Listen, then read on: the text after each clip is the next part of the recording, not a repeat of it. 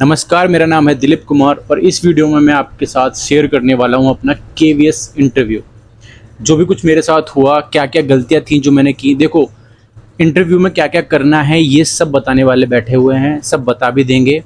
But क्या-क्या गलतियां नहीं करनी वो सिर्फ वही बंदा बता सकता है जो अपनी गलती की वजह से केवीएस इंटरव्यू में अपनी गलतियों की वजह से उस पोस्ट पे नहीं जा पाया।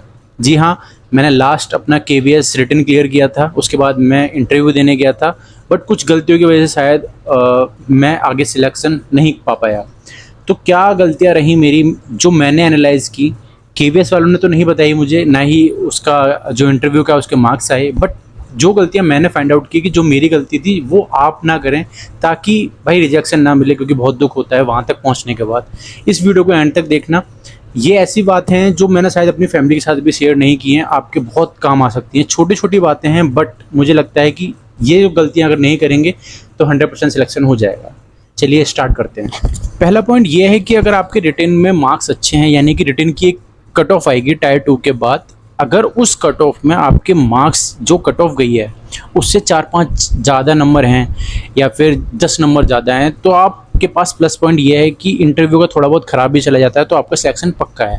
पहला पॉइंट तो मेरा ये रहा कि मेरे रिटन में मार्क्स कट ऑफ जितने ही थे एग्जैक्ट, यानी कि मुझे अपना इंटरव्यू अच्छे से अच्छा देना था सिलेक्शन पाने के लिए। तो पहली बात तो ये रही, ठीक है।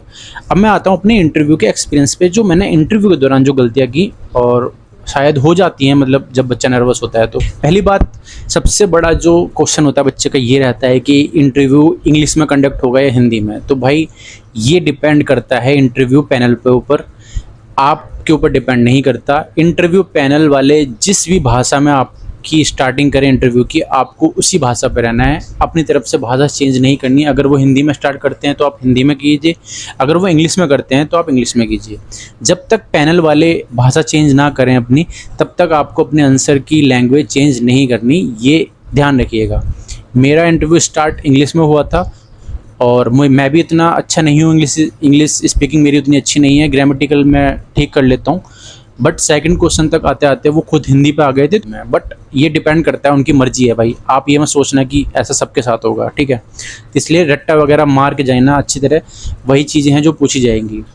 अब आगे चलते हैं कि भाई देखो, इतनी मेहनत के बाद बच्चा जब वहाँ पहुँचता है, तो मैं बहुत नर्वस था, ठीक है। मैंने बहुत मेहनत की थी और मैं बहुत प्रेशर था मेरे दिमाग पे कि ये जॉब मुझे लेनी ही लेनी है, और शायद वही मेरी गलती थी कि मैं बहुत ज़्यादा नर्वस था। जो इंटरव्यू का टाइम था वो सर्दियों में था, बट मुझे उस टाइम भी पसीने आ रहे थे, और ये चीज़ उन्होंने मेरे चेहरे पर देख ली थी जब मैं इंटरव्यू के लिए, जब मैं उस रूम में घुसा, तो उन्हें शायद समझ आ गया था कि मैं नर्वस हूँ। उन्होंने मुझे अच्छे से बात की और मुझे बिठाया, पानी पीने के लिए कहा। अब हुआ ये कि मुझे सर्दियों के वक्त भी पसीना आ रहा था और हाथ में भी पसीना आ रहा था। जब उन्होंने मुझे पानी का गिलास लेने के लिए कहा, मेरे हाथ से वो गिलास छूट गया और पानी पूरे क्लासरूम में बिखर गया, जो कि एक नेगेटिव शुरुआत थी मेरे इंटरव्यू की। उनकी तरफ से वो नेगेटिव नहीं था, उन्होंने काफ़ी मुझे दिलासा दी कि कोई बात नहीं, कोई बात नहीं। बट आप मेरी वो समझिए कि मेरी कंडीशन उस वक्त, मेरी सिचुएशन क्या थी, क्योंकि मैं पहले से नर्वस था और मुझसे ऑलरेडी एक गलती हो गई थी। तो उसके दौर इसलिए मैं काफ़ी नेगेटिव चला गया अपने इंटरव्यू के स्टार्टिंग से ही। मुझे लगा कि मेरा इंटरव्यू ख़राब हो चुका है, मेरे दिमाग में ऑलरेडी मैंने वो बना लिया कि अब शायद मेरा इंटरव्यू ख़राब ही जाने वाला है।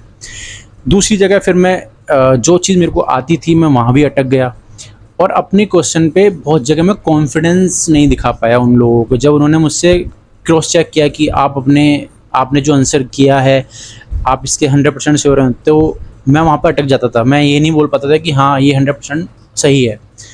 तो मुझे लगता है कि मुझे कॉन्फिडेंस की कमी भी दिखी वहाँ पर, और ये सारा इम्पैक्ट इसलिए पड़ा क्योंकि मेरी शुरुआत ही नेगेटिव हुई थी।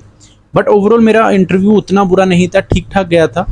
और मुझे लगता है कि अगर आप किसी आंसर पे फंस जाएं और आपके सामने वाले पैनल से वो बोले कि आप इसमें 100% श्योर हैं, तो आप 1-2 बार बोलिएगा कि हाँ मैं श्योर हूँ, बट वो आपको फंसाने की कोशिश करेंगे। मुझे भी 2-3 जगह फंसाने की कोशिश की थी, और एक जगह मेरी थोड़ी सी बहस होने वाली थी, मतलब उन्हें लगा था कि मैं शायद थोड़ा रूड हो रहा हूँ, बट मैं रूड नहीं था। इसलिए जहाँ पे वो आपको ज़्यादा फोर्स करें, इसलिए आप मैं आपसे बोलूँगा कि आप वहीं रुक जाना कि नहीं सर, हो सकता है आप ठीक हो सकते हैं, ऐसा आप कह सकते हैं। बट मैं वही दुविधा में था कि अगर मैं इनसे ये बोल दूँ कि नहीं, मैं श्योर नहीं हूँ, तो कहीं ये ना बोलें कि आपको अपने आंसर के ऊपर कॉन्फिडेंस शो नहीं हो रहा, आप कॉन्फिडेंट नहीं दिख रहे, तो मैं उस जगह फंसा हुआ था। ओवरऑल इंटरव्यू ठीक ठाक था मेरा, लोग अच्छे आते हैं भाई वहाँ पर, बस आपको फंसाने की कोशिश करेंगे एक दो जगह।